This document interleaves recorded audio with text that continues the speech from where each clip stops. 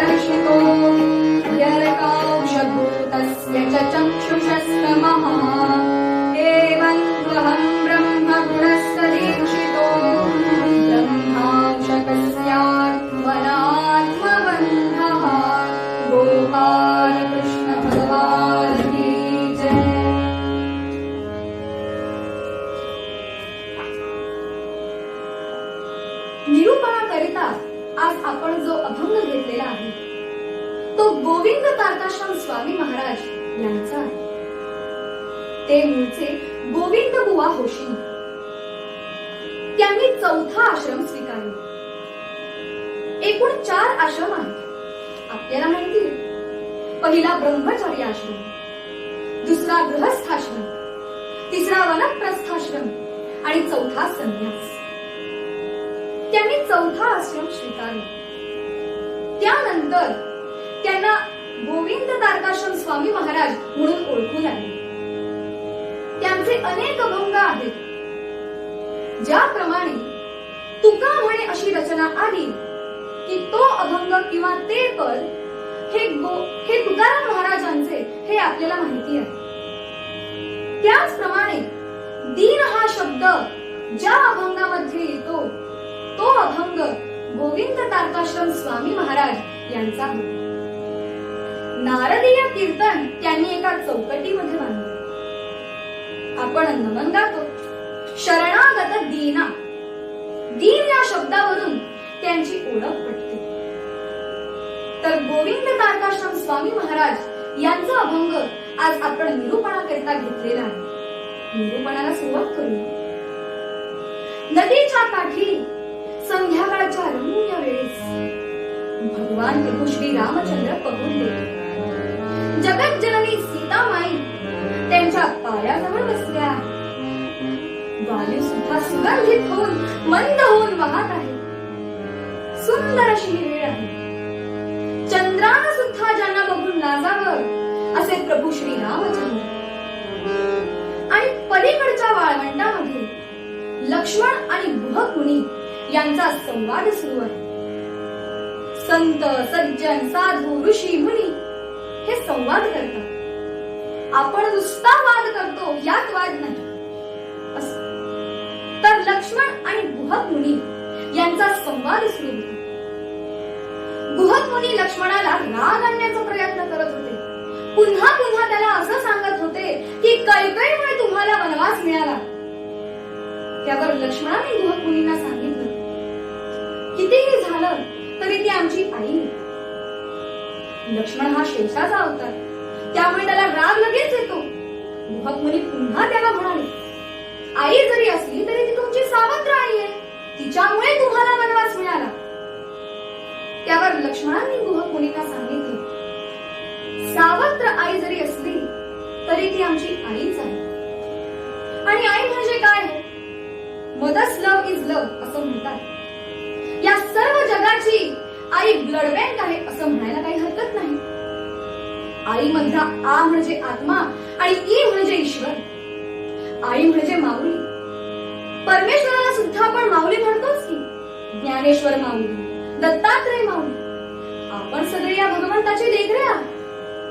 असं तर गुहक मुनी लक्ष्मणाला सांगत होते, कैकेयीमुळे तुम्हाला वनवास मिळाला, कैकेयीमुळे तुम्हाला वनवास मिळाला. त्यावर लक्ष्मणांनी गुहक मुनींना चतुसूत्री सांगितली. सुखस्य दुःखस्य न कोऽपि दाता परो ददातीति बुद्धिरेषा अहं करोमीति वृथाभिमानः स्वकर्मसूत्रगतितो हि लोकः. राजाधिराज रामचंद्र महाराज की जय. अमक्यामुळे सुख मिळतं, अमक्यामुळे दुःख मिळतं असं जे आपण म्हणतो त्यात काहीही तथ्य नाही. सुखस्य दुःखस्य न कोऽपि दाता. कोणीही कुणाला सुख किंवा दुःख देत नाही. अमक्यामुळे सुख मिळतं, अमक्यामुळे दुःख मिळतं यात काही तथ्य नाही. परो ददाती ते कुबुद्धिरेषा. अमक्यामुळे मला सुख मिळालं, अमक्यामुळे मला दुःख मिळालं असं जे आपण म्हणतो, असा जो आपण विचार करतो त्याला कुबुद्धी म्हणायला काहीही हरकत नाही. परो ददाती ते कुबुद्धिरेषा. असं का होतं?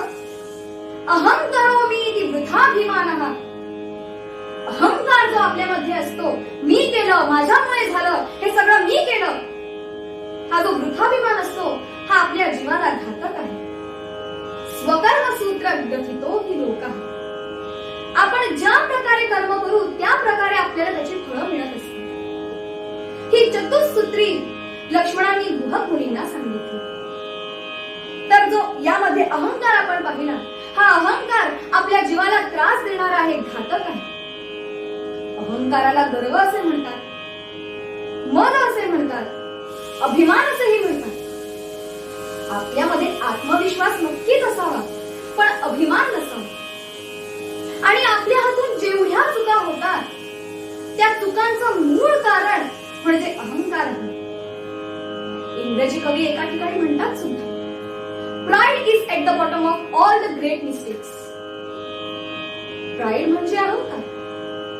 हा जो अहंकार आहे, आपण ज्या काही चुका करतो त्यांचं मूळ कारण आहे. आणि असा हा अहंकार आपल्या जीवाला घातक आहे. तुम्ही विचारा, अहंकार कुठून तयार होतो, कुठे तयार होतो? हा जो अहंकार आहे हा 3.5 हाताच्या राष्ट्रामध्ये तयार होतो. 3.5 हाताच्या राष्ट्रामध्ये म्हणजेच या शरीरामध्ये तयार होतो. हा जो अहंकार आहे हा या 3.5 हाताच्या राष्ट्रामध्ये तयार होतो आणि याच राष्ट्रावर सत्ता गाजवतो. आणि म्हणून हा अहंकार आपल्या जीवाला त्रास देणारा आहे, घातक आहे. म्हणून घातक मद अवलोकी, जीवा घातक मद अवलोकी. तुम्ही विचार, अहंकार कशाचा होतो? सांगायचं झालं तर अहंकार कशाचाही होतो आणि कशाचा तर होतोच होतो. महाराज वर्णन करतात. कुलशीलांगीचे बाळ, विद्या वयसा लावण्यान, ऐश्वर्यादि मदांचे बळ, श्रीमदगेव दळपदे, अद्भुतसिद्धश्री गुरुदेवदत्ता.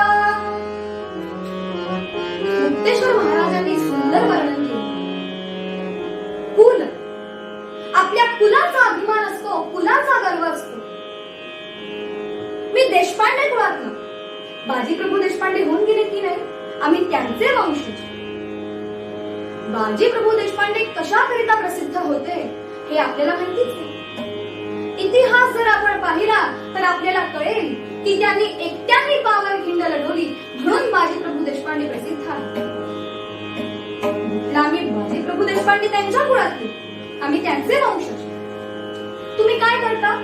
असा हात केला की इकडची सगळी लोक थांबतात, इकडं हात केला की इकडची सगळी लोक थांबतात, सगळ्या गाड्या थांबतात. म्हटलं तुम्ही आहात तरी कोण? Traffic police. पण कुलाचा अभिमान.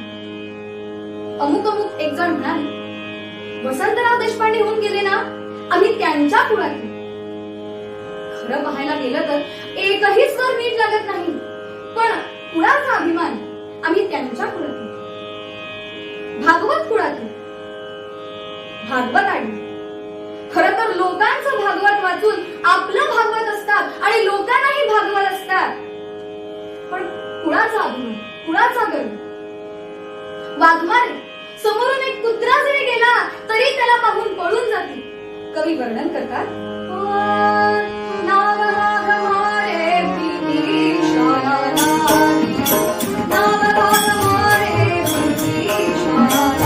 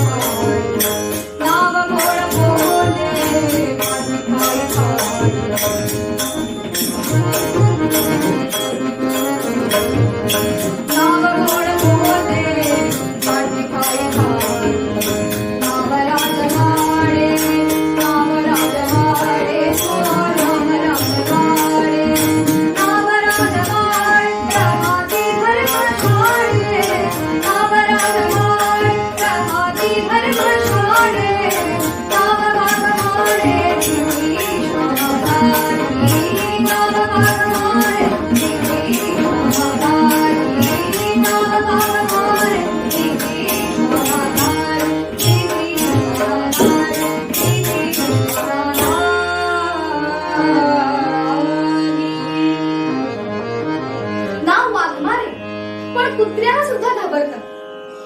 नाव गोडबोले, सतत भांडण असतात. नाव राजवाडे, पण राहतात कुठं? धर्मशाळेत. पण कुलाचा अभिमान, कुलाचा गर्व. इथं कुणाचीही वैयक्तिक टीका करत नाही, फक्त आपली शब्दातली गंमत. कुलाचा अभिमान. आपल्यामध्ये अहंकार असतो, पण आपल्याला त्यावर ताबा ठेवता आला पाहिजे. काम, क्रोध, लोभ, मोह, मद, मत्सर हे जे षड्रिपू आहेत, या षड्रिपूंपैकी आज एकाच विषयावर मी इथे बोलतेय, अभंगाबद्दल, म्हणजे अहंकार. कुलाचा अभिमान. कुल, शील, शीलाचाही अभिमान असतो. वास्तविक पाहायला गेलं तर यांच्या शीलाचा पत्ता लागणं कठीण असतं, पण कोलशीला समारंभाला यांना आमंत्रण येतं. शीलाच्या अभिमानाबद्दल न बोललेलंच बरं. अहो, शीलाचा अभिमान झाला म्हणूनच भगवान दत्तात्रेयांना जन्म घ्यावा लागला. कुणाला अभिमान झाला? पातिव्रत्याचा अभिमान झाला होता. कुणाला झाला ते आपण चरित्रामध्ये पाहणार आहोत. आजचा प्रमुख भाग आपला तोच आहे. शीलाचा अभिमान झाला. कुल, शील, अंगीचे बळ. आपल्या अंगामध्ये जी शक्ती असते, जी ताकद असते, त्या शक्तीचा आपल्याला अहंकार होतो. जरा जिमला जाऊन आलं, तालमीला जाऊन आलं, 4 दंड बैठका मारल्या, आपल्यामध्ये त्यानंतर जी शक्ती येते त्या शक्तीचा आपल्याला अहंकार होतो आणि हा अहंकार आपल्या जीवाला त्रास देणारा आहे, घातक आहे. शूल शिर अंगीचे बळ विद्या विद्येचाही अहंकार होतो, विद्येचाही गर्व होतो. कीर्तनातला की ह्रस्व की दीर्घ हे मला माहित नाही, पण माझ्या नावामागं मी काय लावते? हभप कुमारी अमृता आनंद करम मिळते. कीर्तनातलं मला काहीही येत नाही, पण माझ्या नावाच्या मागे मी हभप ही पदवी लावते. विद्येचा अहंकार. आपल्याकडे जी विद्या आहे ती आपण सांभाळली पाहिजे, पण त्याच विद्येचा आपल्याला अहंकार होतो, गर्व होतो. विद्येचा अहंकार किती असतो? दृष्टांत दिल्याशिवाय पटत नाही, म्हणून एक दृष्टांत सांगतो. काशी क्षेत्रामध्ये शास्त्री बुवा म्हणून पदवी मिळाली. काशी विश्वेश्वराला नमस्कार केला आणि मनामध्ये शास्त्री बुवांनी ठरवलं, काशी क्षेत्रातल्या काशी नगरीतल्या सर्व चांगल्या चांगल्या विद्वानांना जिंकायचं वादामध्ये. आणि त्याप्रमाणे या काशी क्षेत्रातल्या सर्व विद्वानांशी शास्त्री बुवा वाद घालायला लागले. वाद घालता घालता त्या सर्व पंडितांना त्यांनी जिंकलं. एक एक प्रांत काबीज करत करत त्या त्या प्रांतातल्या चांगल्या चांगल्या विद्वानांबरोबर वाद घालून त्यांना वादामध्ये जिंकून हा म्हणता शास्त्री बुवा आता महाराष्ट्रामध्ये येऊन पोहोचले. आणि महाराष्ट्रामध्ये आल्यावर त्यांच्या असं लक्षात आलं की इथं शिवाजी महाराज राज्य करत आहेत. तेव्हा त्यांच्या दरबारामध्ये अनेक चांगले चांगले विद्वान पंडित असतील, त्यांच्याशी वाद करू. असं म्हणून आपल्या शिष्यांना बरोबर घेऊन दिवसा मशाले घेऊन शास्त्री बुवा शिवाजी महाराजांच्या दरबारामध्ये आले. शिवाजी महाराजांनी त्यांचं स्वागत केलं. शेवटी विद्येला नमस्कार आहे. शास्त्री बुवांनी शिवाजी महाराजांना सांगितलं, तुमच्या दरबारामध्ये अनेक चांगले चांगले विद्वान लोक आहेत, मला त्यांच्या बरोबर वाद करायचे. शिवाजी महाराजांनी सांगितलं, तुमच्या बरोबर वाद घालण्यासारखा एकही विद्वान आमच्या दरबारामध्ये नाही. तेव्हा शास्त्री बुवांनी शिवाजी महाराजांना विचारले, मग तुमचे गुरुजी कोण? शिवाजी महाराजांनी सांगितलं, समर्थ रामदास. मला त्यांच्याशी वाद करायचा, पण ते वाद करत नाही, तरी सुद्धा मला त्यांच्याशी वाद करायचा. शास्त्री बुवांनी हट्टच धरला आणि आपल्या शिष्यांना बरोबर घेऊन शास्त्री बुवा आता सज्जनगडावर आले. शास्त्री बुवा जेव्हा येत होते तेव्हाच समर्थांनी ओळखलं शास्त्री बुवा कुठच्या उद्देशाने येत आहेत. खरे संत त्यांनाच म्हणतात, राष्ट्रसंत. शास्त्री बुवांचा हेतू काय, उद्देश काय, हा समर्थांनी त्यांना येतानाच ओळखलं. शास्त्री बुवा समर्थांच्या पुढे आले. जय जय रघुवीर समर्थ. समर्थांनी शास्त्री बुवांना नमस्कार केला, पण शास्त्री बुवांनी मात्र समर्थांना नमस्कार नाही केला. का? कारण विद्येचा अहंकार होता, विद्येचा गर्व होता. शास्त्री बुवांनी समर्थांना सांगितलं, मला तुमच्या बरोबर वाद करायचे. समर्थांनी सांगितलं, आम्ही वाद करत नाही. पण शास्त्री बुवांनी हट्टच धरले. आता करायचं तरी काय? काहीतरी करायलाच पाहिजे. त्याच वेळी पलीकडच्या बाजूने एक श्वपज तिथून चालला होता. समर्थांनी त्याला पाहिलं आणि आपल्या शिष्यांना सांगितलं, त्याला इथं बोलवून घ्या. समर्थांच्या आज्ञेप्रमाणे ते शिष्य बाहेर गेले. त्या श्वपजाला बरोबर घेतलं आणि समर्थांच्या पुढ्यात उभं केलं. तो लहान मुलगा समर्थांना म्हणाला, सद्गुरुनाथ, आपण मला इथं का बोलवलंय? त्यावर समर्थांनी त्याला सांगितलं, बाळा, जरा थांब. मग समर्थांनी आपल्या शिष्याला सांगितलं, एक खडू घेऊन ये आणि या मुलाच्या पुढं एक ओळ मार. त्याप्रमाणे समर्थांच्या शिष्याने खडू आणला आणि त्या मुलाच्या पुढ्यात एक ओळ मारली. समर्थांनी आता त्या मुलाला सांगितलं, बाळा, ही ओळ ओलांडून पुढे ये. समर्थांच्या आज्ञेप्रमाणे त्या मुलाने ती ओळ ओलांडली आणि तो पुढे आला. समर्थांनी त्याला विचारलं, बाळा, तुला काय वाटतं, तू कोण आहेस? त्यावर त्या मुलाने सांगितलं, मी क्षुद्र आहे. समर्थांनी आपल्या शिष्याला दुसरी ओळ मारायला सांगितली. त्याप्रमाणे त्यांच्या शिष्याने दुसरी ओळ मारली. आता समर्थांनी त्या मुलाला सांगितलं, बाळा, ही दुसरी ओळ ओलांडून पुढे ये. त्याप्रमाणे त्या मुलानं ती दुसरी ओळ देखील ओलांडली आणि तो ती दुसरी ओळ ओलांडून पुढे आला. आता समर्थांनी त्याला विचारलं, आता तुला काय वाटतं, तू कोण आहेस? तो मुलगा म्हणाला, मी वैश्य आहे. शास्त्री बुवा हा सर्व प्रसंग पाहत होते, समर्थ काय करत आहेत. जे 4 वर्ण आहेत, ब्राह्मण, क्षत्रिय, वैश्य आणि क्षुद्र, समर्थांनी इथं उलटा क्रम लावला. समर्थांनी त्याला विचारलं, तू कोण आहेस? तो म्हणाला, आता मी वैश्य आहे. समर्थांनी आपल्या शिष्याला सांगितलं, तिसरी ओळ मार. त्याप्रमाणे त्यांच्या शिष्याने तिसरी ओळ मारली. त्या मुलाला समर्थांनी सांगितलं की तिसरी ओळ ओलांडून पुढे ये. त्यांच्या आज्ञेप्रमाणे त्या मुलानं ती तिसरी ओळ ओलांडली आणि तो पुढे आला. आता समर्थांनी त्या मुलाला विचारलं, आता तुला काय वाटतं, तू कोण आहेस? तो म्हणाला, आता मी क्षत्रिय आहे. समर्थांनी शिष्याला आणखीन एक ओळ मारायला सांगितली, चौथी ओळ. त्याप्रमाणे त्यांच्या शिष्याने ती चौथी ओळ मारली. त्या मुलाला ती ओळ ओलांडून पुढे यायला सांगितलं. त्याप्रमाणे त्या मुलाने ती चौथी ओळही ओलांडली आणि तो पुढे आला. समर्थांनी आता त्या मुलाला विचारलं, आता तुला काय वाटतं, तू कोण आहेस? त्यावर त्या मुलानं सांगितलं, आता मी ब्राह्मण आहे. मग असं कर, ते जे शास्त्री बुवा आलेत ना, त्यांच्या बरोबर वाद कर.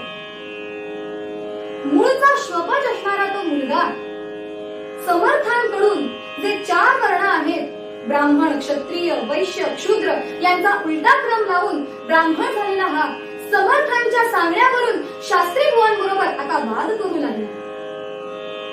आणि हा मुलगा शास्त्री बुवांना असे एक एक प्रश्न विचारू लागला की शास्त्री बुवांना बोलताच येईना. त्यांची बोलतीच बंद झाली. मनात विचार करतात, काशी क्षेत्रापासून आता इथपर्यंत आलो, एवढी विद्या मिळवली, पण तिचा काहीच उपयोग होत नाही. आणि या वादामध्ये त्या लहान मुलानं, 10-12 वर्षाच्या त्या मुलानं शास्त्री बुवांना हरवलं. मग काय केलं शास्त्री बुवांनी? कमरेला लावलेली कट्यार काढली. कट्यार म्हणजे सुरी. कट्यार काळजात घुसली, आपण सर्वांनीच पाहिलं.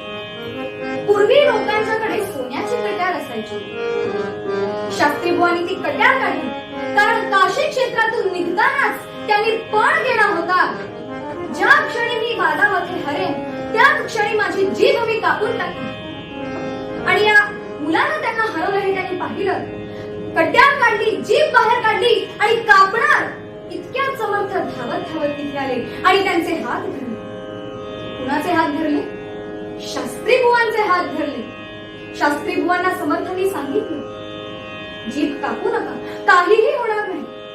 अहो, तुमच्याकडे जी जी विद्या आहे ती तुम्ही दुसऱ्यांना दान द्या.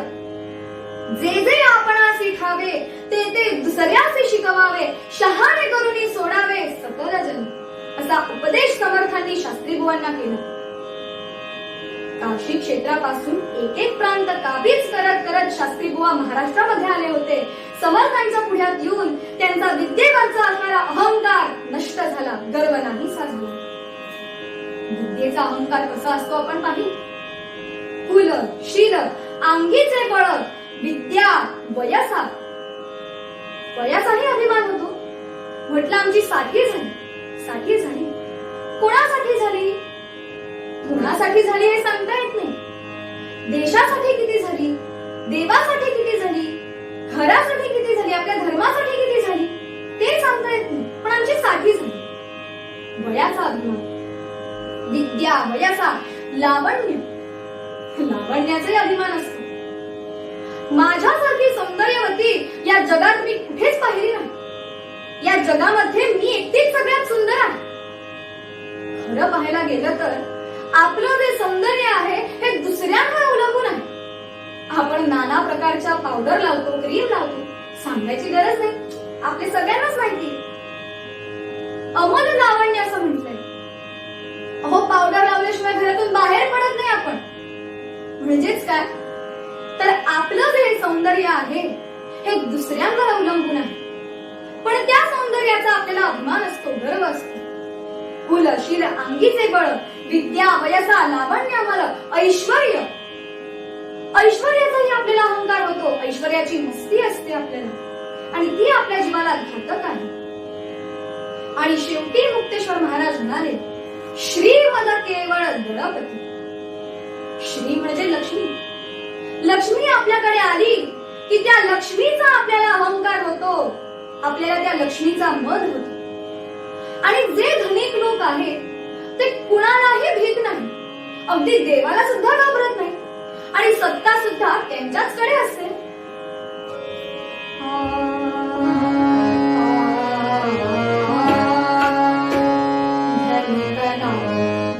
भगवंता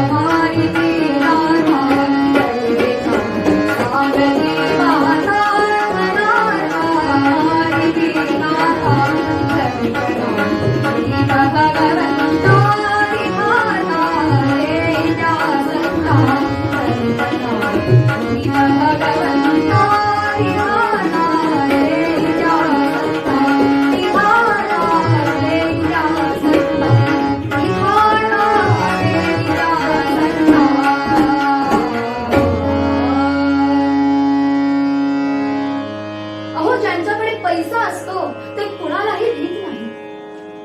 जो वरी पैसा तो वरी पैसा म्हणतील पाटावर. जे धनिक लोक आहेत त्यांच्याचकडे सत्ता असते, ज्यांच्याकडे पैसा असतो त्यांच्याचकडे सत्ता असते, असं माझं म्हणणं नाहीये ना, कवींचं म्हणणं. तर आपल्याकडे जो पैसा असतो त्या पैशाचा आपल्याला अहंकार होतो, गर्व होतो. एकदा महाविष्णूंनी लक्ष्मी देवीला विचारले, म्हणाले, लक्ष्मी, तू ब्राह्मणांच्याकडे का नसतेस? ब्राह्मणांच्याकडे पैसा कमी असतो. त्यावर लक्ष्मीने सांगितलं, त्यांच्याकडे सरस्वती असते. सरस्वती म्हणजे वेद, वाङ्मय, शास्त्र, पुराण. लक्ष्मी आणि सरस्वती दोन्ही एकत्र नाही राहू शकत आणि त्यांच्याकडे सरस्वती असते म्हणून मी त्यांच्याकडे नसते.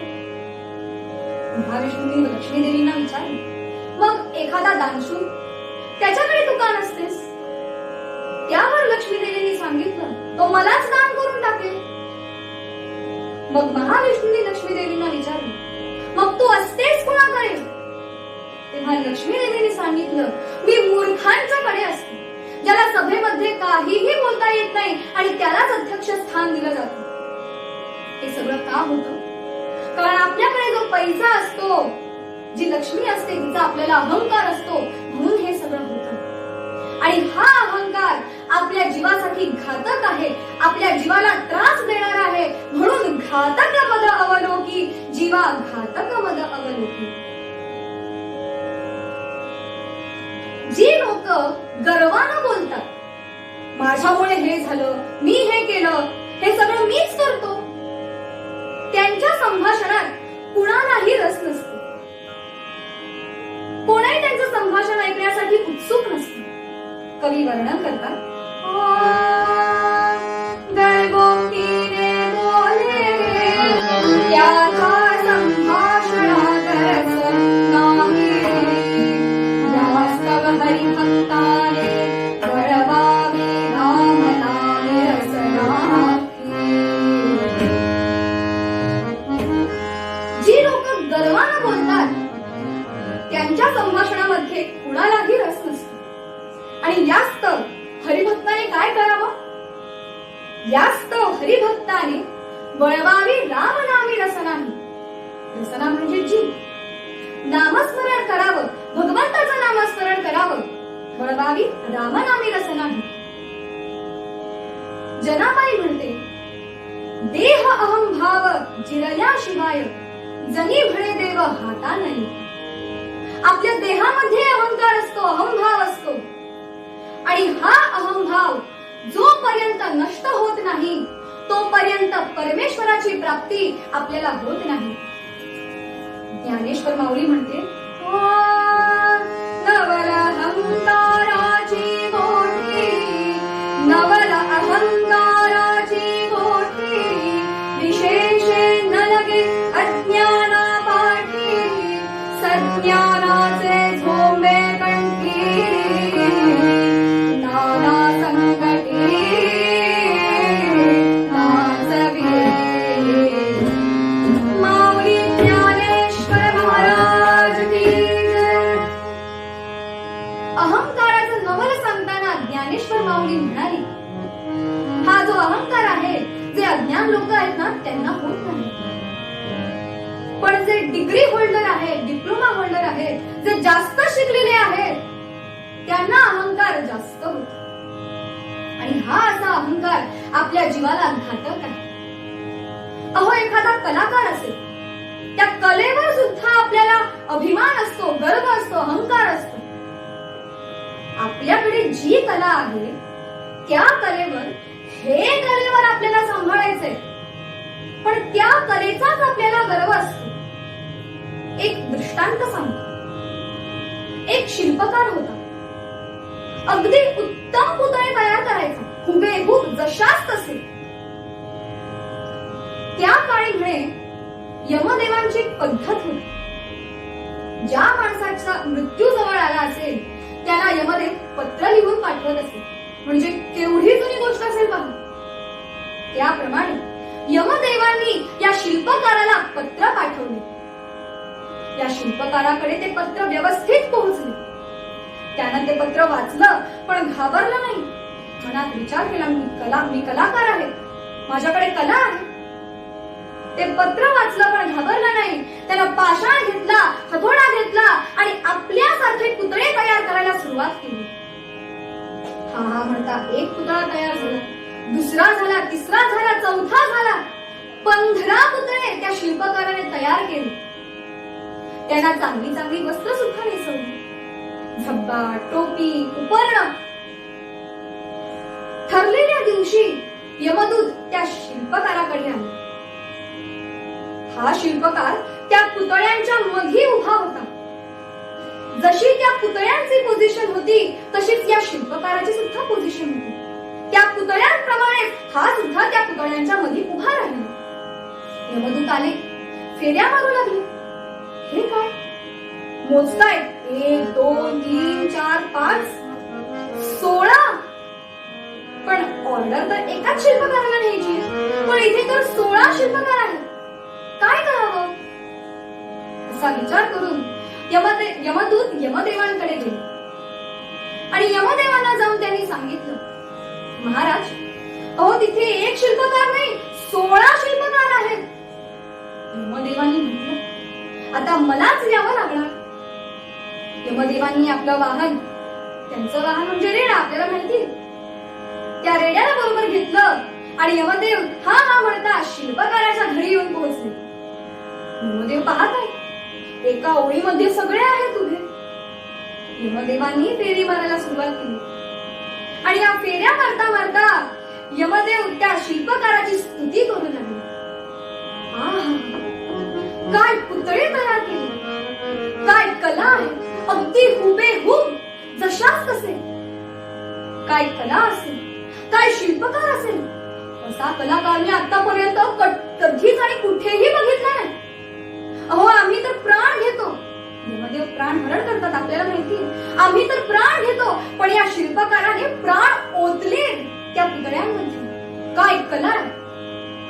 अशा फेऱ्या मारता मारता यमदेव म्हणत होते, सगळं काही चांगलंय, फक्त एक चूक या शिल्पकाराने केली. एक चूक म्हटल्याबरोबर या शिल्पकाराच्या मनात असणारा अहंकार जागृत झाला आणि यमदेवाने तसं म्हटल्याबरोबर पुतळ्यांच्या मध्ये असणारा हा शिल्पकार यमदेवाला विचारू लागला, यमदेवा काय चुकलं? यमदेव म्हणाले, हेच चुकलं, चल आता माझ्या बरोबर. म्हणजेच काय तर हा जो अहंकार आहे आपल्या जीवाला त्रास देणारा आहे, आपल्या जीवासाठी घातक आहे. म्हणून घातक मग अवलोकी जीवा घातक मग अवलोकी धनबल गर्वे दशाननाधिक. रावणाबद्दल आपल्याला माहितीच आहे, रावणाचं काय ऐश्वर्य होतं. सर्व देवांना त्याला बंदी केलं होतं, नवग्रहांच्या पायऱ्या केल्या होत्या. असा हा रावण, त्याच्याकडे धन होतं, बलही होतं. त्याच्या ऐश्वर्याचं वर्णन चंपूकारांनी केले. ते म्हणतात, सोयं तत्वाहि क्रीडा धराधर मारुह्य सावरोधवधूजनश्चरणाभ्यां संचरे चेतागमिष्यत्याग इत्यनाविष्कृत तपोभयेन भगवान् सहस्रभानुरपि संकुचित भानुरेव तत्सारि नूनं संश्रयते.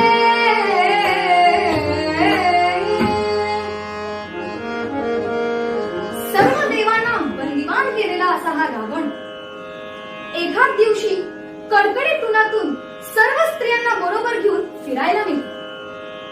त्या अन्नदात्या रावणाला आपल्या उन्हाचा त्रास होऊ नये म्हणून प्रचंड तेजाचा सूर्य सुद्धा रावण ज्या टेकडीवरून चाललाय त्या भागामध्ये आपलं ऊन मंद करून पाडत असतो. तुम्ही म्हणाले असं कसं शक्य आहे? नाटकामध्ये डिमर स्पॉट असतो आपल्याला माहितीये, हे सगळं त्या काळापासून सुरू आहे. अहो सूर्याची ही अवस्था, मग चंद्राची, एष मृगांकोऽपि मृगयायास परिश्रांत विश्रांत्यै ससंभ्रमं न मज्जन परिमुखे मज्जन गृहाभिमुखे दशमुखे तत्रत्य विचित्रकरशात कुंभस्तंभाग्र प्रत्यग्र प्रत्युक्त स्फटिक शिलाशाल भञ्जिका कुञ्जकरतलकलित विजोपलमयङ्कम् अच्छाच्छाम् अविच्छिन्न धाराम् आपादयन्तस्य प्रसादपिशुनानाम् शुनाशिरसितकाङ्क्षितानाम् विंशतिधवीक्षणानाम् क्षणमात्रम् पात्रम् भवति.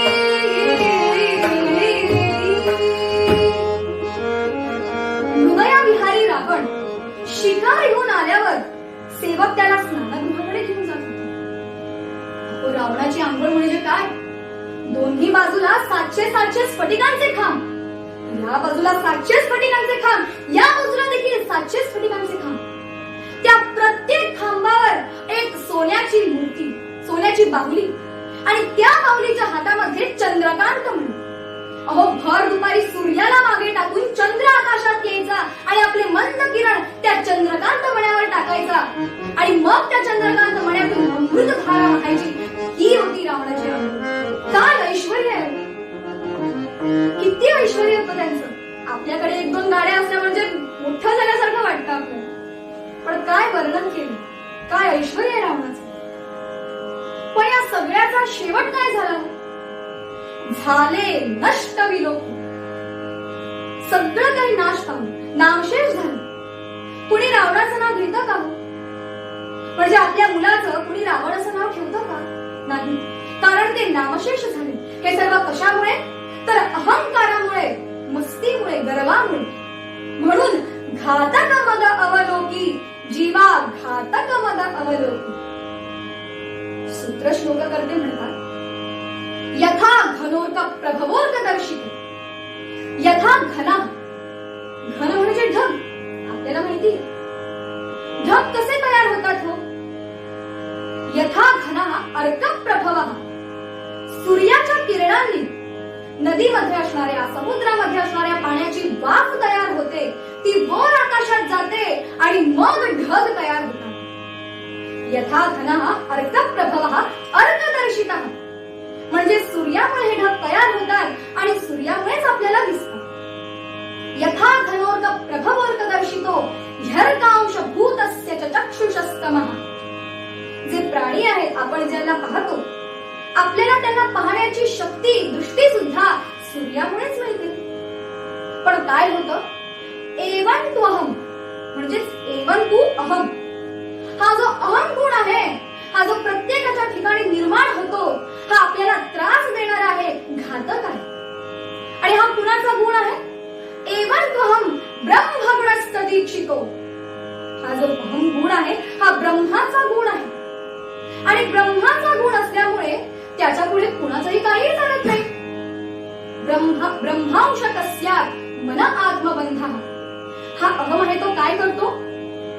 आपल्या आत्मबंध निर्माण करतो. ज्याप्रमाणे ढग सूर्याच्या किरणांमुळे तयार होतात आणि सूर्यामुळेच आपल्याला दिसतात, तो ढग काय करतो? आपल्या आणि सूर्याच्या मध्ये येतो. त्याला मध असं आपण म्हणतो, अहंकार.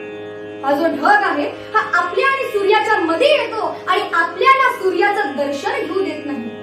म्हणजेच काय, तर आपल्याला आपल्या पित्याचं दर्शन घेऊ देत नाही. असाच आपल्यामध्ये जो अहंकार आहे तो सुद्धा आपल्याला त्रास देणाराच आहे, आपल्या जीवाला घातक आहे. हा जो अहम आहे हा ब्रह्माचा गुण आहे, ब्रह्मगुणस्थ दीक्षितो.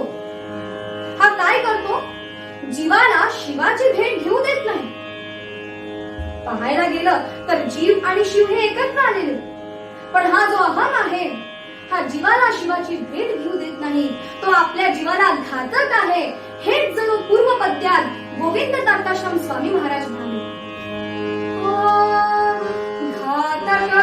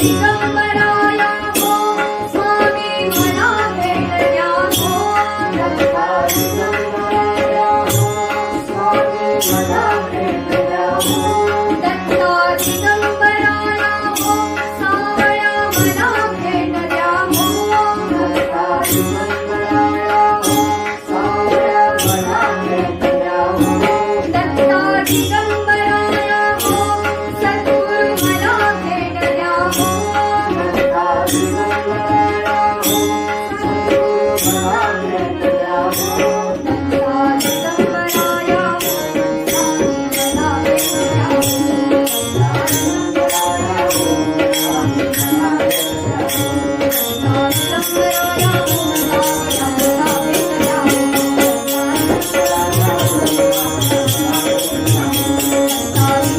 दिगंबराया हो सद्गुरु मला भेट द्या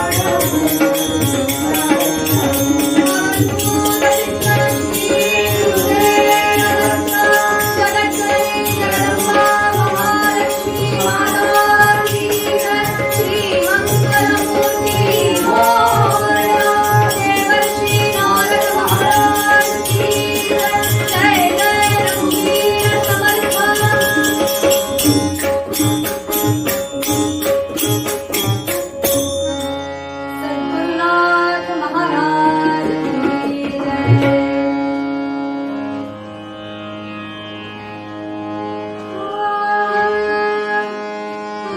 एक दिवशी नारद सत्य लोकी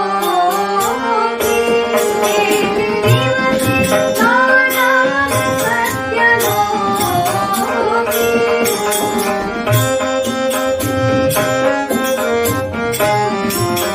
एक दिवशी नारद सत्य लोकी जात सदा मायती जावी लोकी जात सदा मायती जावी लोकी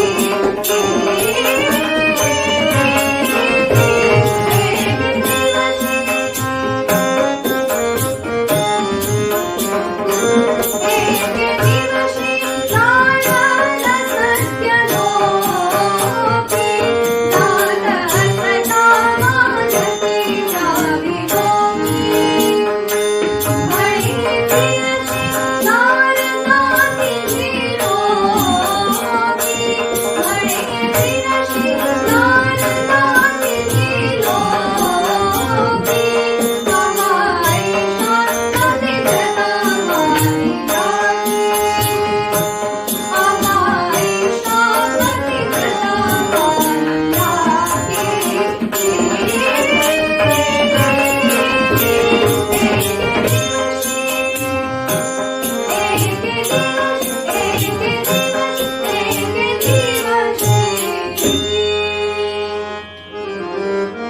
भगवंतांचे लाडके भक्त देवर्षी नारद मुनी अखंड नामस्मरण करत त्रिभुवनात फिरायचे सत्य लोकामध्ये जायचे वैकुंठामध्ये जायचे कैलासामध्ये सुद्धा जायचे नारायण नारायण असे भगवंतांचे नामस्मरण करत देवर्षी नारद मुनी एके दिवशी सत्य लोकामध्ये आले त्यांच्या मातेने म्हणजे सावित्रीने मोठ्या आदराने प्रेमाने त्यांना बोलावून घेतले आणि नारदांना तिने विचारले नारदा तू तिन्ही लोकात फिरतोस तर तुला माझ्यासारखी पतिव्रता स्त्री कुठेतरी आढळली का रे? यावर नारद मुनी म्हणाले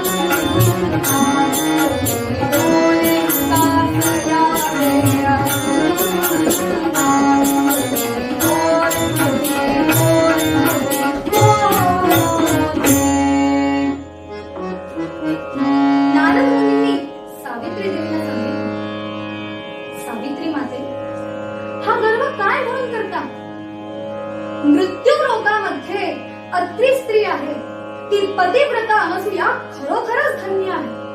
हो तिच्या पातिव्रत्याचे वर्णन मी तरी काय करू. तत्पातिव्रत्य किती वर्णू तत्पातिव्रत्य किती वर्णू नाहीच कपटसे होणा घडले भये रवियन देवाच्या प्रजनी कपटसे होणा. अवधूत चिंतन श्री गुरुदेव दत्त. नारद मुनींनी सावित्री मातेला सांगितलं ही पतिव्रता अनसूया खरोखरच धन्य आहे. तिच्या पातिव्रत्याचे वर्णन मी तरी किती म्हणून करू. भगवान सूर्यदेव देखील तिच्या भयाने तिच्या गृहावर कडक ऊन न पाडता कोणत्या तरी एका कोपऱ्यात हलगत पाडीत असते. श्री अनसूया तिचे वर्णन मी तरी किती म्हणून करू. यावर सावित्री माता म्हणाली सावित्री म्हणे नारदाते कोण उपाय करावा ते वेदे भंगोनी गर्वाते शरणागती येईना.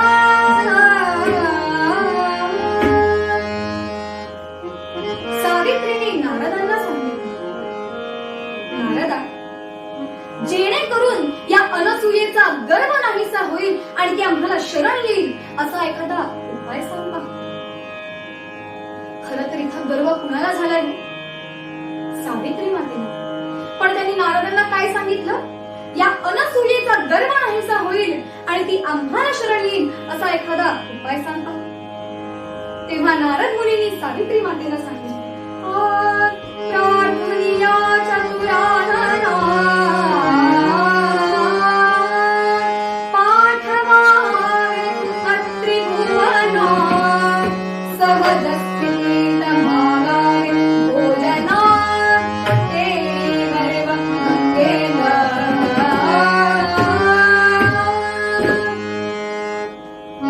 नारदांनी सावित्री मातेला सांगितलं आपण ब्रह्मदेवांची प्रार्थना करून त्यांना अत्रि मुनींच्या आश्रमामध्ये पाठवावे आणि त्यांची पत्नी म्हणजेच अनसूया तिने सहज स्थितीमध्ये भोजन घालावे अशी तिच्याकडे मागणी करावी.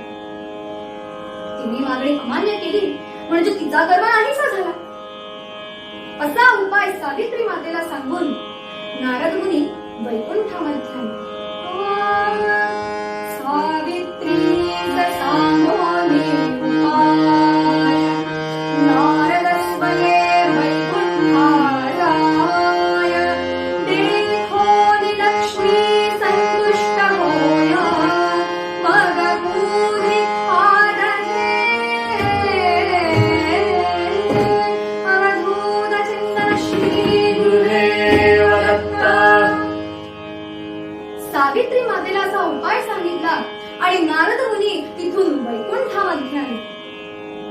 वैकुंठामध्ये नारद मुनींना पाहिलं आणि लक्ष्मी देवींना फार आनंद झाला. त्यांनी नारदांना बोलावले त्यांची आनंदाने मनोभावे पूजा केली आणि नारदांना लक्ष्मी देवींनी विचारले नारदा या त्रिभुवनात तुमचा संचार असतो तेव्हा नवराची गोष्ट तुम्हाला समजत असेल. अशी एखादी नवराची गोष्ट जर तुम्ही पाहिली असेल तर ती मला सांगा. बोलली रमा सिद्ध नारदा बोलली रमा सिद्ध नारदा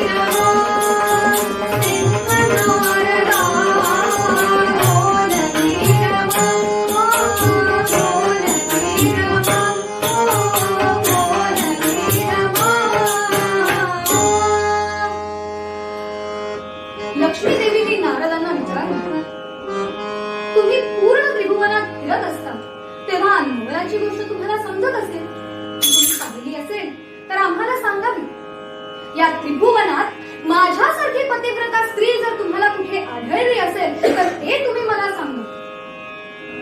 त्यावर नारद मुनी म्हणाले, या जगामध्ये अत्री स्त्री आहे, ती पतिव्रता अनसूया खरोखरच धन्य आहे. तिच्या पातिव्रत्याचे वर्णन मी तरी किती म्हणून करू. ही अनसूया कधीही अतिथीला विन्मुख करून पाठवित नाही. अहो, स्वप्नात जरी एखादा अतिथी आला तर त्याला ती यथेच्छ वाढण्यास कधीही चुकत नाही. पती सेवे वाचून दुसऱ्या कोणत्याही गोष्टीमध्ये तिचा वेळ वाया जात नाही. अशी ही अनसूया, शैलकन्या पार्वती, त्याचप्रमाणे सावित्री देवी देखील तिच्या योग्यतेच्या कधीही होणार नाही. असे तिचे सामर्थ्य आहे, अशी तिची योग्यता आहे. तिला नित्य गावे असे तिचे सामर्थ्य आहे. ही भूमी तिच्याच आश्रयाने राहिली आहे आणि हे संपूर्ण जगत तिच्याच गायनाने पवित्र होत असते. नारदांचे म्हणणे ऐकून लक्ष्मी देवींना वाईट वाटलं, दुःख झालं त्यांना. त्या नारदांना म्हणाले, नारदा, यावर एक उपाय सांग पहा. नारद मुनी मनात विचार करतात, सत्यलोकामध्ये गेलो होतो, तिथे सावित्री मातेला अहंकार झाला. आता वैकुंठामध्ये आलोय तर लक्ष्मी देवींना सुद्धा अहंकार झालाय. नारदांनी लक्ष्मी देवीला सांगितलं, आपण भगवान विष्णूंची प्रार्थना करावी आणि त्यांना विप्रवेश धारण करून अत्री मुनींच्या आश्रमामध्ये पाठवावे आणि त्यांची पत्नी जी अनसूया, तिने सहज स्थितीमध्ये आम्हाला भोजन घालावे अशी तिच्याकडे मागणी करावी. असा उपाय नारदांनी लक्ष्मी देवींना सांगितलं आणि मग नारद मुनी तिथून निघून गेले आणि कुठे आले? कैलासामध्ये आले. सांगोनी ऐसा वृत्तांत, कैलासाजाय ब्रह्मसुता, पार्वती तया सपुसता, अपूर्व कार्य देखिले, अपूर्व कार्य देखिले. नमः पार्वती पते लक्ष्मी देवींना उपाय सांगून नारद मुनी आता कैलासामध्ये आले. नारद मुनींना पाहून पार्वती देवींना देखील फार आनंद झाला. त्यांनी नारदांची पूजा केली आणि नारदांना पार्वती देवी म्हणाले, नारदा, तिन्ही लोकांमध्ये तुम्ही फिरता, तर अपूर्व असे तुम्ही काय पाहिले असेल तर ते तुम्ही मला सांगावे. या तिन्ही लोकांमध्ये माझ्यासारखी पतिव्रता स्त्री तुम्ही कुठे पाहिली असेल तर ते मला तुम्ही सांगा. नारद मुनी म्हणाले, तुम्हा तिघींचे कुरडे करून बांधिले सती वामचरणी, असंख्य सामर्थ्य त्रिभुवनी, असंख्य सामर्थ्य त्रिभुवनी, तत्तुल्य कोटी दिसेना. समझत नाम धूमेना, समझत नाम धूमेना.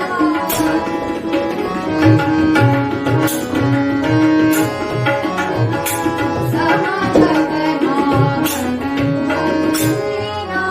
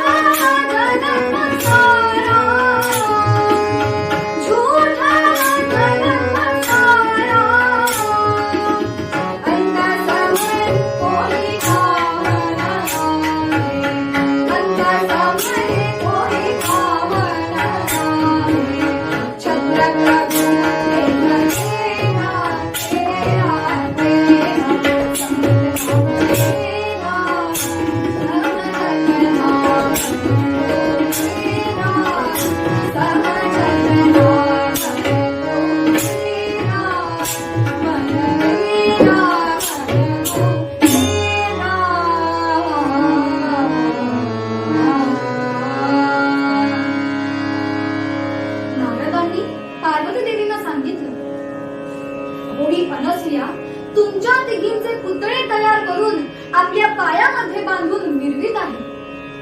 तिचे इतके सामर्थ्य आहे की तिच्यासारखे सामर्थ्य दुसऱ्या कोणामध्येही तुम्हाला दिसून येणार नाही अशी अनसूया. तिचे वर्णन मी किती म्हणून करू. नारद मुनींच्या लक्षात आले सत्यलोकामध्ये सावित्री देवींना अहंकार झाला, वैकुंठामध्ये लक्ष्मी देवींना अहंकार झाला आणि कैलासामध्ये पार्वती देवींना सुद्धा अहंकार झालाय. नारदांनी पार्वती देवींना सांगितलं जो उपाय त्यांनी सावित्रींना आणि लक्ष्मी देवींना सांगितला तोच उपाय त्यांनी पार्वती देवींना सुद्धा सांगितला. ते म्हणाले पार्वती देवी आपण भगवान शंकरांची प्रार्थना करून त्यांना विप्रवेश धारण करून अत्रि मुनींच्या आश्रमामध्ये पाठवावे आणि त्यांची पत्नी अनसूया तिने आम्हाला सहज स्थितीमध्ये भोजन घालावे अशी मागणी तिच्याकडे करावी म्हणजे तिचा गर्व नाही सावळेल. असा उपाय नारदांनी पार्वती देवींना दिला आणि नारद मुनी तिथून निघून गेले. आणि या तिन्ही देवस्त्रिया म्हणजेच ब्रह्मा विष्णू आणि महेश या तिघी सुद्धा यांच्या स्त्रिया उद्विग्न झाल्या. उद्विग्न बहुत झाल्या, उद्विग्न बहुत झाल्या, चतुरानन हरिहरांची आक्रमणा. घडती नारद शिक्षित मंत्र करुणी उतरू अत्रि विप्रमदा. या तिन्ही देवस्त्रिया आता उद्विग्न झाल्या आणि नारदांच्या मंत्राचेच आचरण करून या अत्रि ब्राह्मणांचा गर्व नाहीसा करायचा असा त्यांनी विचार केला. या तिघींना उपाय सांगून नारद मुनी निघून गेले आणि नारदांचे बोलणे लक्षात आणून या तिन्ही देवस्त्रिया म्हणजे सावित्री लक्ष्मी आणि पार्वती या तिघींनी निश्चय केला आणि रुसून बसल्या. जेव्हा ब्रह्मा विष्णू आणि महेश घरी परत आले तेव्हा या तिघींनी एकच आकांत करून सोडला. कोणाचाही राग शांत होईना, कोणही आपापल्या पतींशी बोलायला तयार नाही. यांना राग का आला याचं कारणही कळेना. ब्रह्मदेव सावित्री देवीला म्हणाले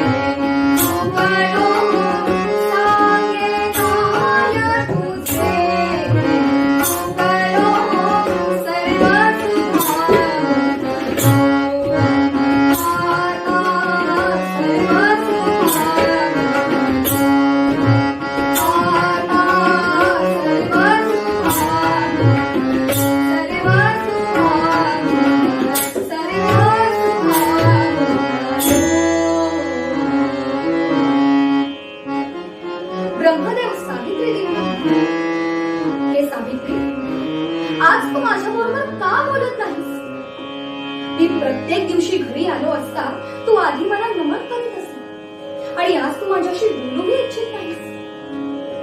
मी आज सर्व सुखाला अंतरल्यासारखा झालो आहे. तुला इतका राग येण्याचे कारण तरी काय?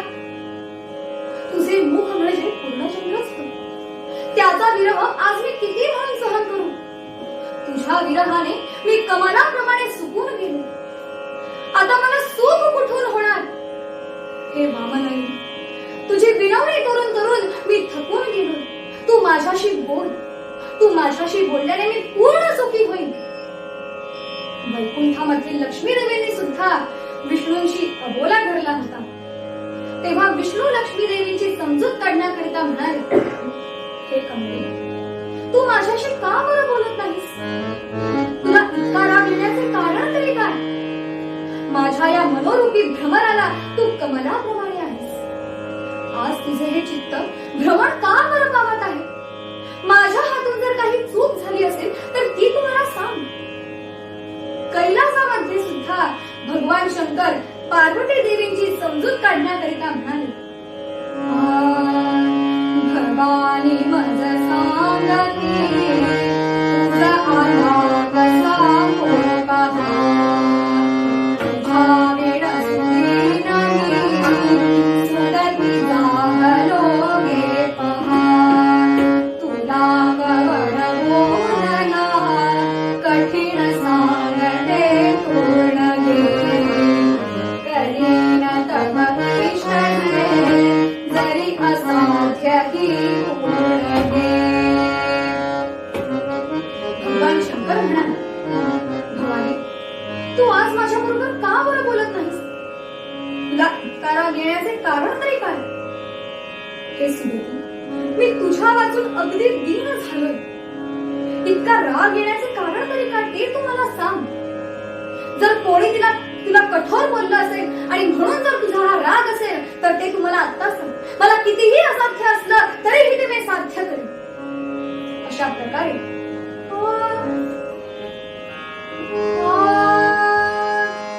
सावित्री ब्रह्मा प्रति सावित्री ब्रह्मा प्रति विनवि शिवा प्रति उमाहरि प्रतिमा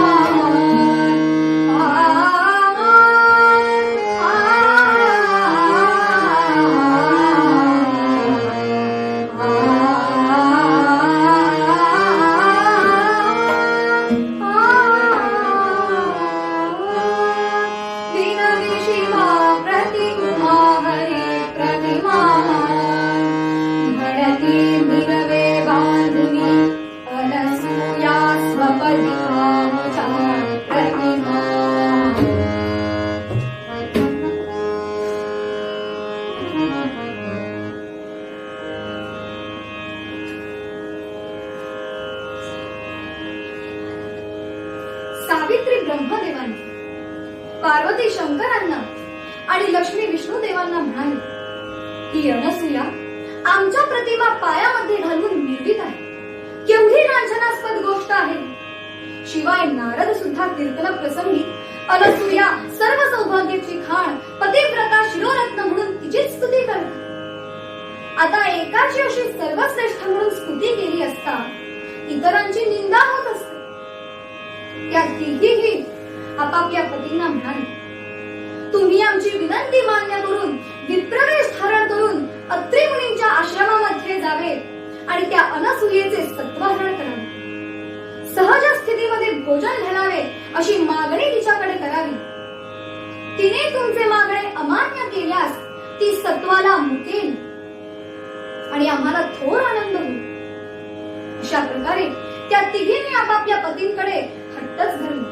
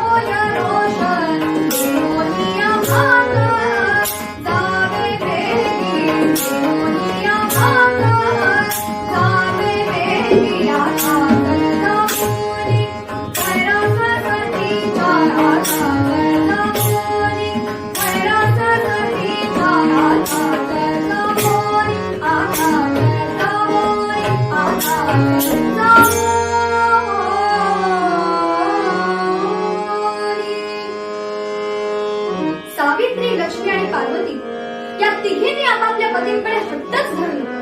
आत्ताच्या आत्ता अत्रि मुनींच्या आश्रमामध्ये तुम्ही जा आणि त्या अनसूयेचे सत्वहरण करा. आपापल्या स्त्रियांच्या सांगण्यावरून ते देव क्रोधाविष्ट झाले आणि अनसूयेचे सत्वहरण करण्याकरिता म्हणून अत्रि मुनींच्या आश्रमामध्ये जाण्याकरिता निघाले. माई भिक्षा, माई भिक्षा,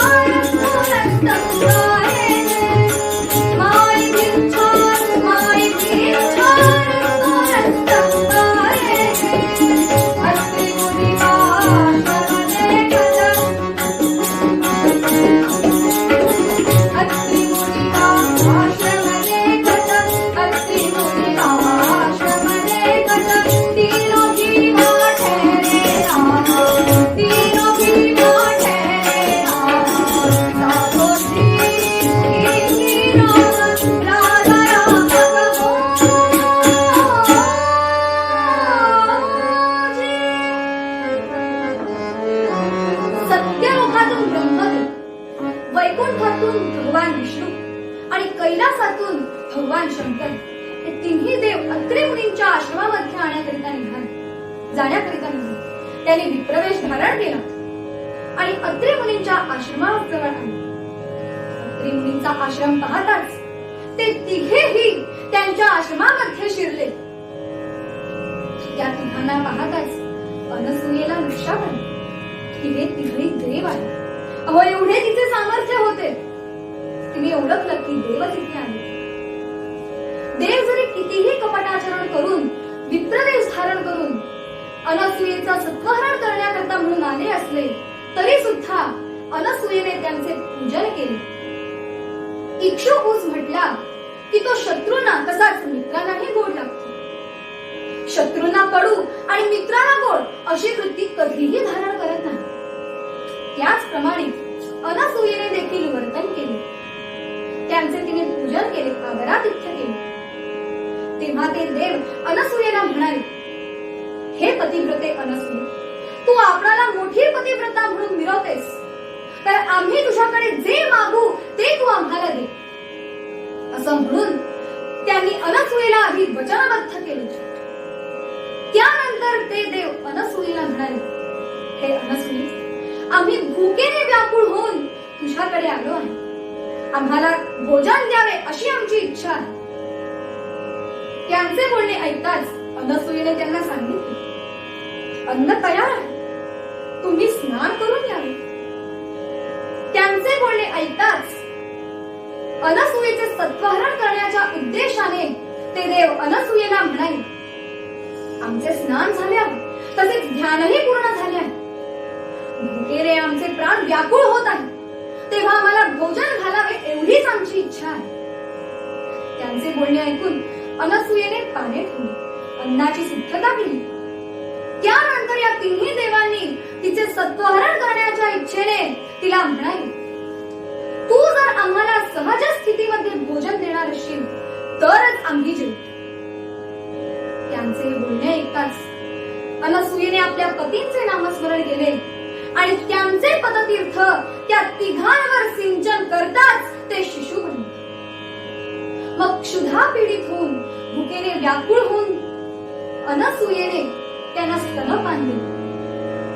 त्यांची उदरतृप्ती झाल्यावर अनसूयेने वस्त्र परिधान केले आणि त्यांना पाळण्यामध्ये ठेवून झोके देऊ लागले. जिच्या मनात तिळतुल्यही असूया नाही अशी ही अनसूया त्या तिन्ही बालकांना पाळण्यामध्ये घालून झोके देत होती, गाणे म्हणत होती.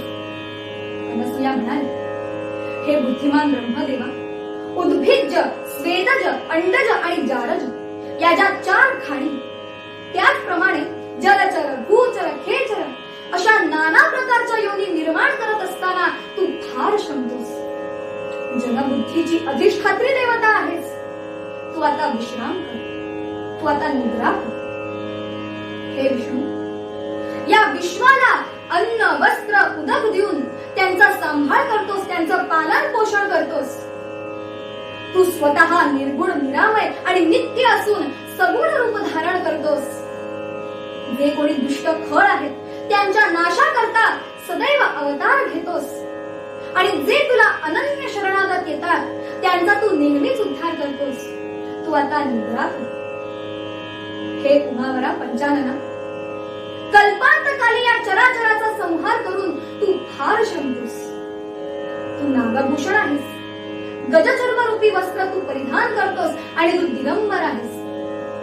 गिरिजा पार्वतीला या जगाचा उद्धारा करता तू राघव चरित्रे सांगत असतोस. तू आता निद्रा कर.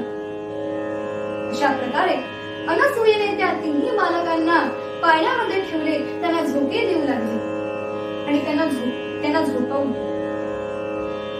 इकडे लक्ष्मी, सावित्री आणि पार्वती या तिघीही विचार करतात, बरेच दिवस झाले अजून आमचे यजमान आले नाही म्हणजे काय.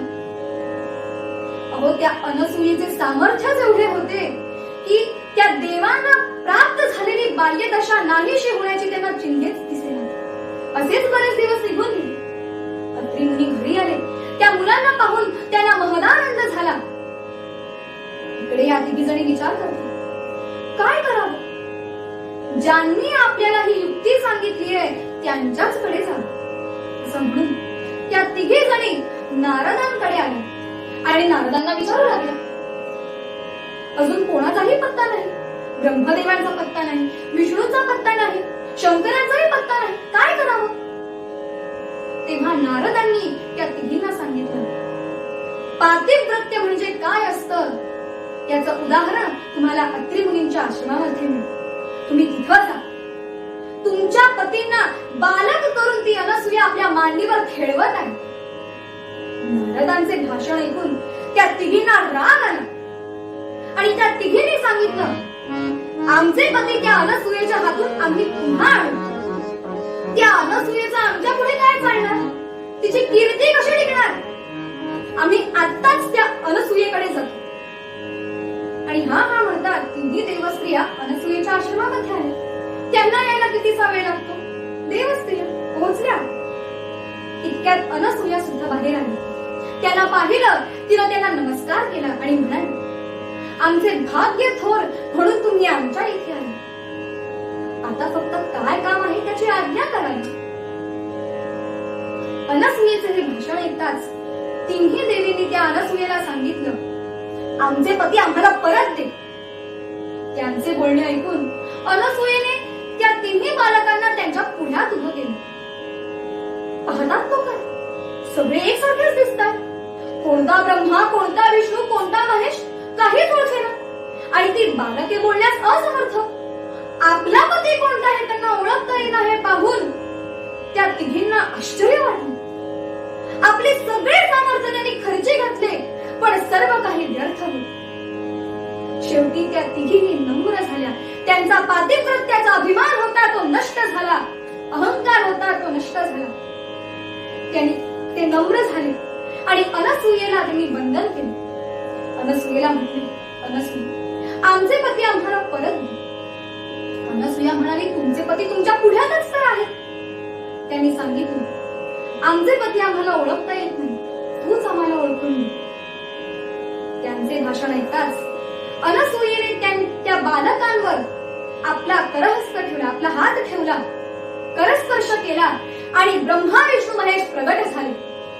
अहो, त्या शक्तित्रयांची म्हणजेच पार्वती, लक्ष्मी आणि सावित्री या तिघींची काकुळतीस येऊन केलेली भाषणे ऐकून अनसूयेला कृपा उत्पन्न झाली.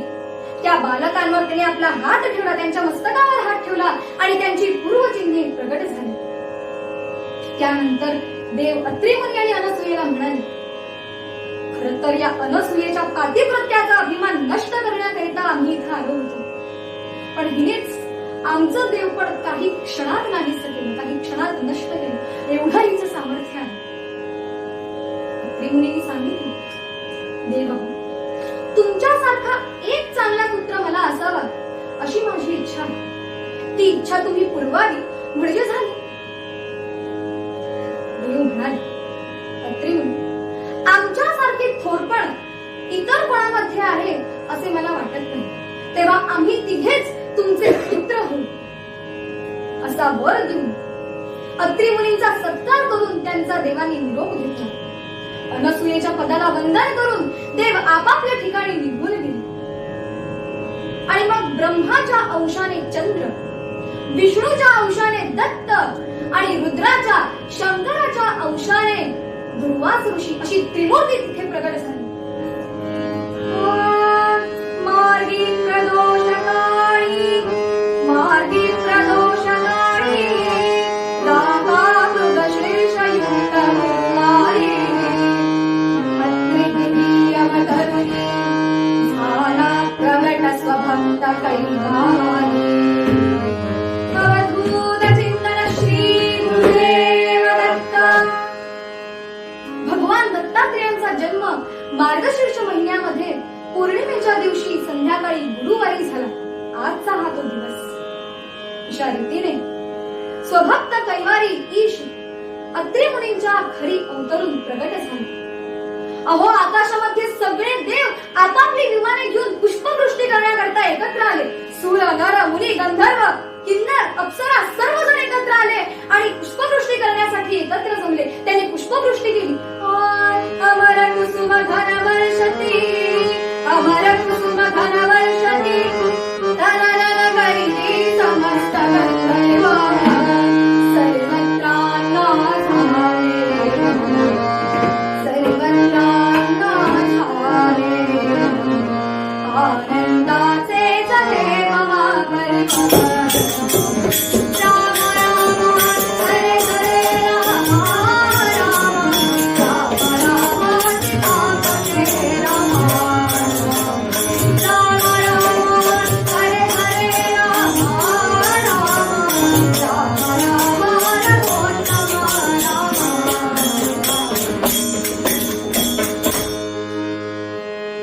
अशा रीतीनं भगवान दत्तात्रेयांचा जन्म झाला. त्या अनसूयेने, अत्रिजाया अनसूयेने भगवान दत्तात्रेयांना मोठ्या आवडीने न्हाऊ घातले. त्या चक्रपाणीला आपल्या मांडीवर घेऊन सुवासिक ऊन पाणी घालून त्यांना आंघोळ घातली आणि आपला हात त्यांच्या अंगावरून फिरवला. अहो, ज्यांच्या स्वरूपाच्या ठिकाणी प्रेम ठेवून वागल्याने भक्तांचा सर्व मोह नाहीसा होतो, अशा भगवान दत्तात्रेयांना अनसूयेने तेल माखले. काय अनसूयेचे महात्म्य! अहो, त्याचे वर्णन कोण करू शकणार?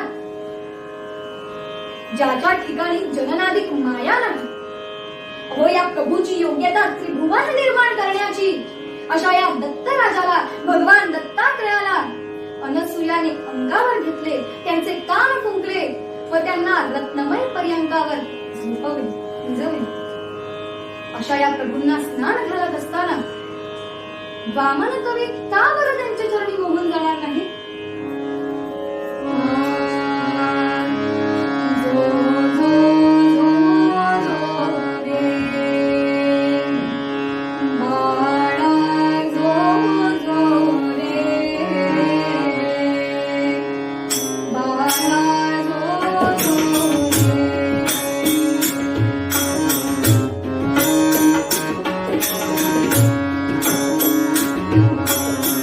बाळा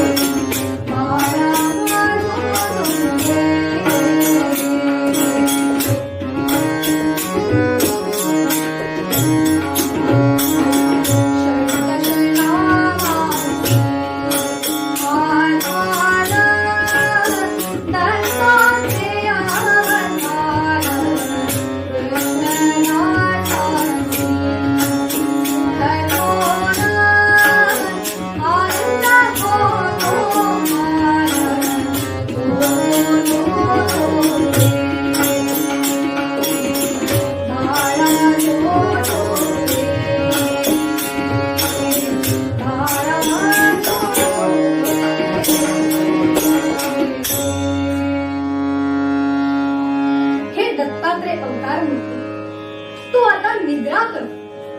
तू अद्भुत वर देणारा आहेस. हे उदारा, तू आता निद्रा कर. ब्रह्मा, विष्णू, महेश अनसुयेचे सत्वहरण करण्याकरिता म्हणून तिथे आले असता त्यांचा भ्रम तत्काळ दूर झाला. ते तिन्ही देव प्रसन्न झाले आणि त्यांचे पुत्रत्व पावले. त्या निर्गुण ऋषीच्या वंशात मोठ्या सायासाने पाळणा बांधला आणि अनसूयेच्या पोटी पुत्र जन्माला आला, अविनाशी पुत्र जन्माला आला. हा दत्तात्रेयांचा अवतार म्हणजेच 16 नामांचा आधार आहे. तसेच कृष्णदास कवींचे सुखस्थान देखील आहे. अशा रीतीनं भगवान दत्तात्रेयांचा जन्म झाला. खरं तर सावित्री, लक्ष्मी आणि पार्वती यांना आपल्या पातिव्रत्याचा अहंकार झाल्यामुळे भगवान दत्तात्रेयांना जन्म घ्यावा लागला. म्हणूनच हा अहंकार आपल्या जीवाला घातक आहे, जीवाला त्रास देणारा आहे. हेच जणू मूळ पद्यात गोविंद तारकाश्रम स्वामी महाराज म्हणाले.